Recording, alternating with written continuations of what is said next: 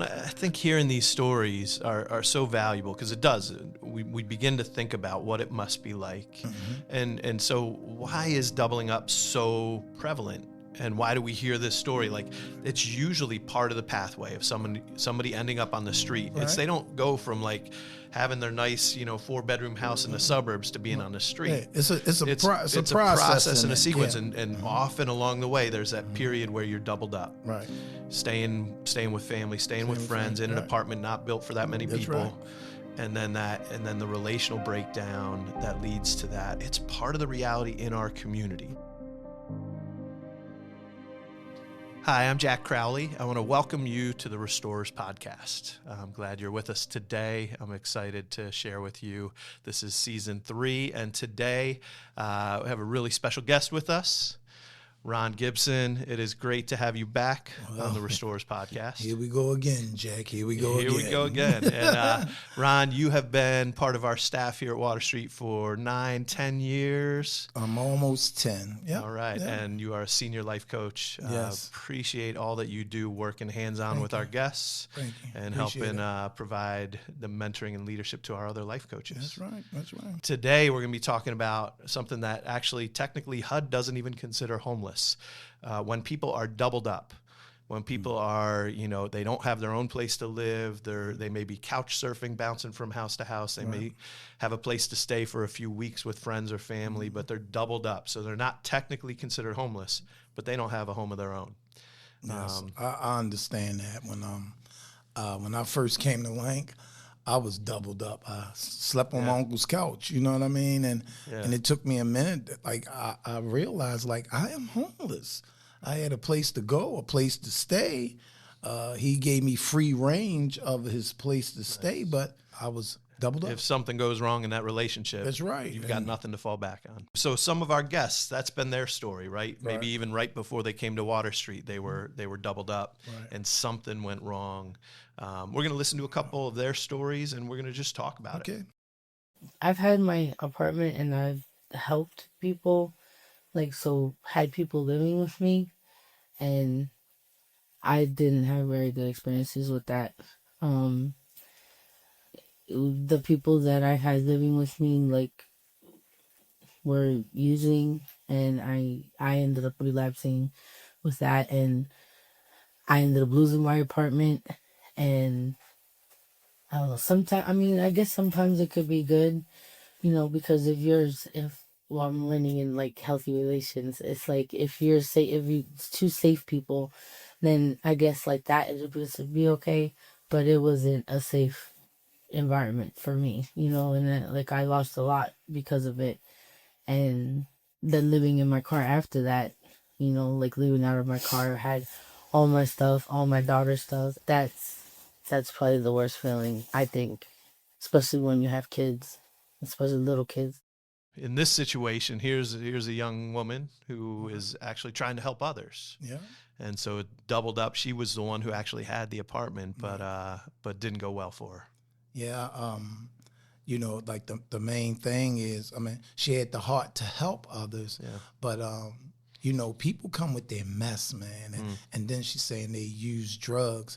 I understand that kind of household. The drugs make people make bad decisions. Then she had kids in the house, man, Let me ask you this, because I think here's a question that maybe some of our listeners would have. She had an apartment, right? But clearly, when things went wrong, she wasn't able to just get another apartment. So she probably wasn't flush. She probably wasn't doing great financially for herself.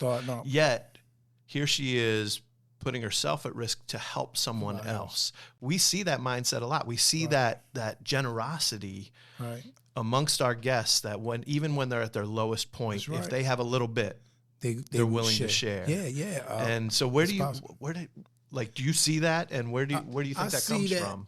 I see it because, just because a person is homeless and stuff, they still have principles and morals and things. And when you've been at that place where you needed help and somebody helped you, that it's desire to then pass that along, it's real. I hear that so many times from our guests, that they want to, you guys helped me, or somebody helped me when I was experiencing this. I want to help somebody else. I'm a good example. I always share, and I told you this before in last, the people who had nothing offered me everything. Yeah. And the people who had everything was like, yeah, I'll see you Tuesday. Come over tomorrow. Come over. But the people who had nothing offered everything. It's like something happens. Yeah. It's like they become a... And it's the community, that sense of community, like we need one another, so let's support one another in it. But it can often go wrong. And so we talk a lot about the power of community. We talk about how important community is for people who are overcoming homelessness, overcoming addictions, overcoming all those life besetting issues. Mm-hmm. We need people around us. That's right. But if it's not the right people that can do and so here she is trying to help others, yet she invited into her house some toxic behavior that ended up derailing her journey and ultimately impacting her and her kids. But you know what's great about it after she came here? She came here. That's right. But the thing is, she was able to come here, and we love on her and help that her she out. talks about the classes she's in, learning about safe people. Yeah, you mentioned that, right? And how important those safe relationships and knowing that, like, it's not that she couldn't have still loved and helped those friends, but maybe the way to do it wasn't to bring them into the home, right? Doubling up, it is part of that culture of lifting one another up. We're going to double it. Hey, let's do this. But it can often put both parties at risk. Like some people, they get their mindset is just that, and they not looking like at the whole puzzle of life and moving forward. And that's why we talk about here delayed gratification is such a key thing to get like. At some point, you're never going to get past what's right in front of you if you can't think beyond today. That's right. Gotta look at the whole puzzle. But there's some beautiful things in the way, the sharing, the generosity, the helping one another it's real, and that is a reflection of God. That we talk about the image of God being in everyone. That's one of the ways it shows up. It was with family, so it was okay to start. It always is, but it was a lot. The space was limited. Different personalities. There were clashes. Everybody lives differently. Everybody likes things done certain ways. Some people are okay with some things, other people are not.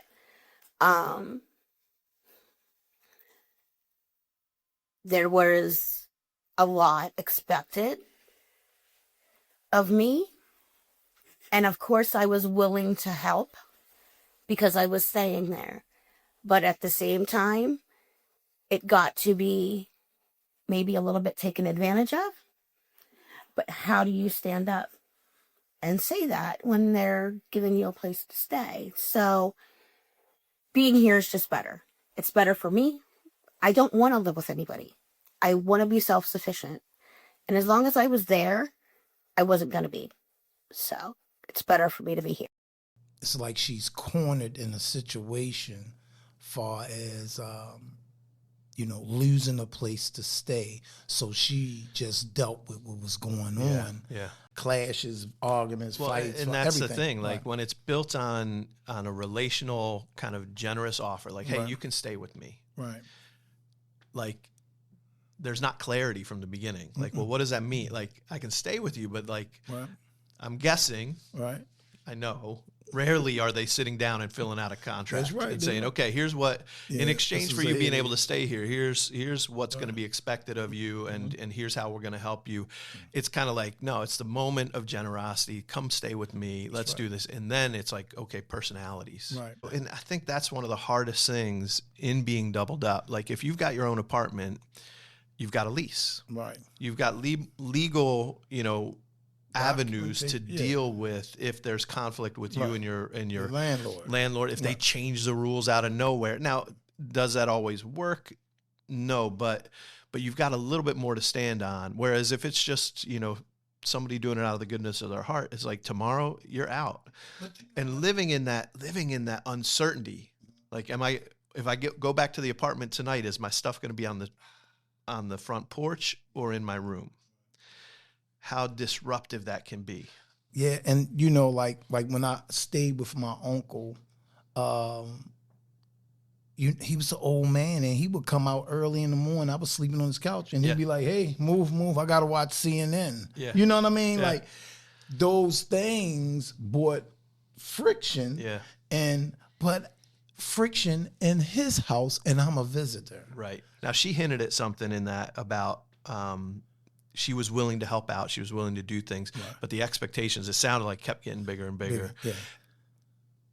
And I don't believe this was her situation. She's not describing it in a way that would lead me to go there. But we know when people double up, how often people are truly exploited. Right. Sexually exploited, labor exploitation, where they're forced to, like, you're bullied, you're turned into a servant in the household, doing everything. Yeah. Like, if you want to stay here, this is what you got to do. Yeah. But we've seen that as one of the reasons years ago why we shut down our community meals, right? Because there were men coming in, right? They were cozying up to the ladies who were staying with us, saying, "You don't want to stay in the shelter. Why don't you come stay with me? I got a hotel, I got an apartment, whatever. Come stay with me." Right. And then once they take that step and they're out, they're being trafficked, they're being sexually abused, all kinds of stuff. Yeah. The vulnerability when you don't have your own place, when you don't have that sense of security and safety around you that a place like Water Street can provide.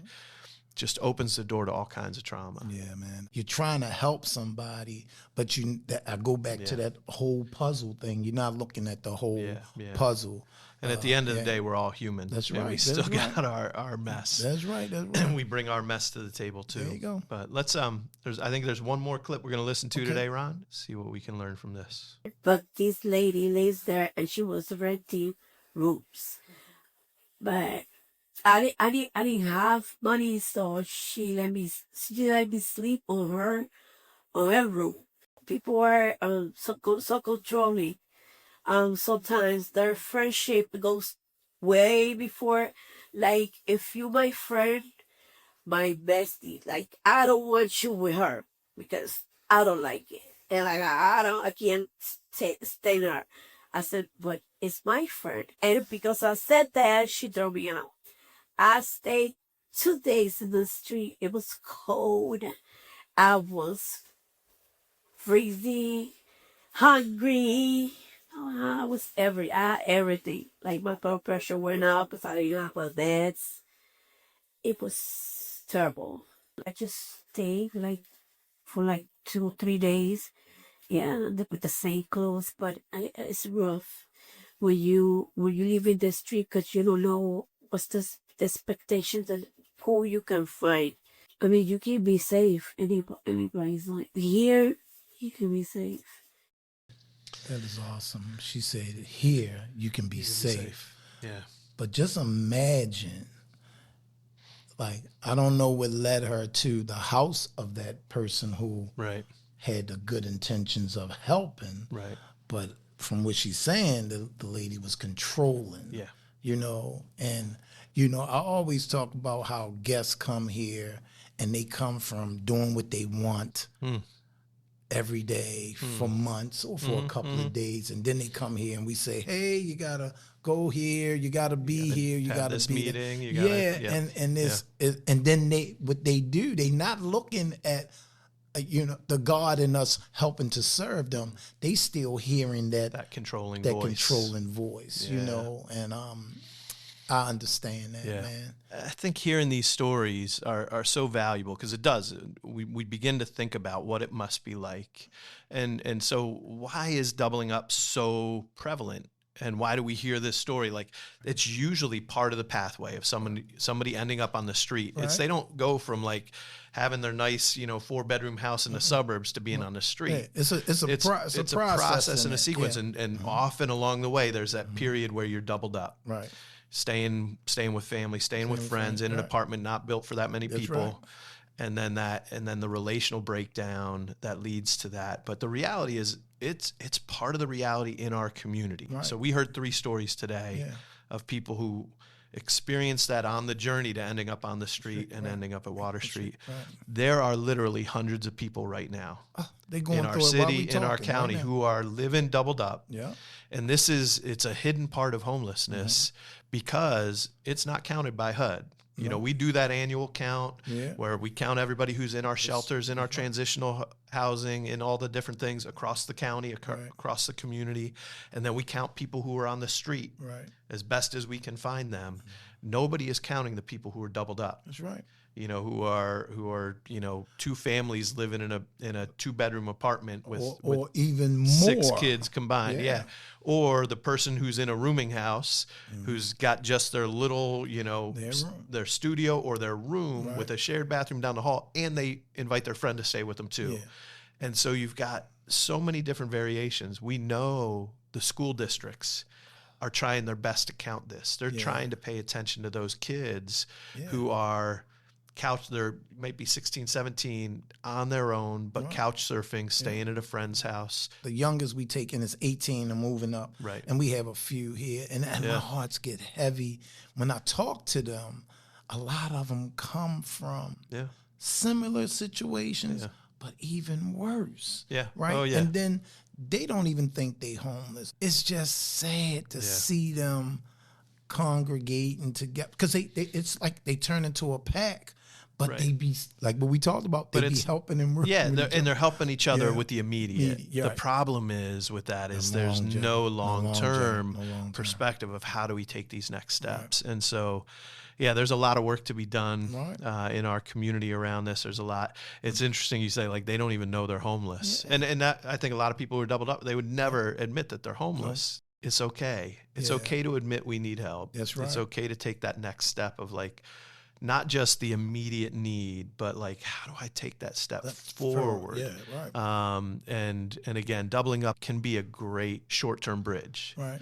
But it can't be a long-term solution. But doubling up is not a long-term solution for anybody. But check it out. But bless the people who are sincere and really trying to help a person, and bless the person who is really willing to receive the help and do and have a good relationship while they building to get this person off the couch. You know what I mean?